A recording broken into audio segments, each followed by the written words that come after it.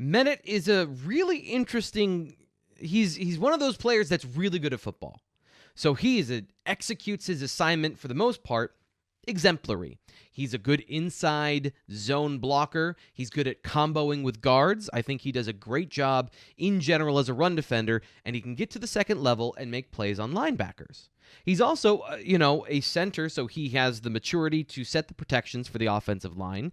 He is a decent pass blocker, and surprisingly, I think he has a better anchor against bull rushes than his profile might indicate. So there are some positive things to look at as far as his ability to move in the limited space you have on the interior of the offensive line and to do all the little things well.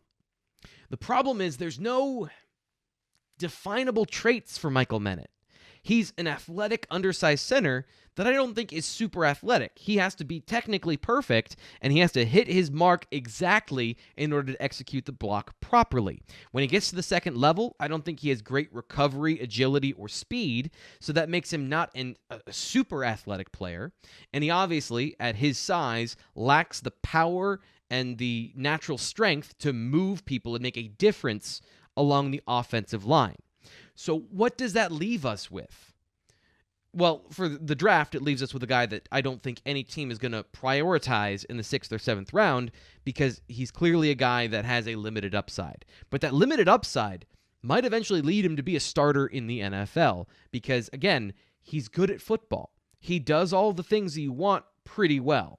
There are some times where I think he's trying to overhelp along the offensive line where he's trying to do too many things and he might miss his assignment. But if you play him alongside guards that are very good and aren't making mistakes, I think that might help prop him up to make him a really solid pass protector who will struggle against elite players, there's no doubt, but I don't think will kill you all the time in pass protection. And again, as a technical blocker at the next level, as long as he can functionally move on the football field and create enough space for running backs, he might be good in a zone system. He might be good in specific schemes. So there is a path for him to play. And I definitely think he's going to be a player on a 90-man roster and make a training camp in the NFL. But as far as his upside, even if he does eventually start for a team, he's the guy that you're always trying to replace because he physically doesn't give you what other guys might.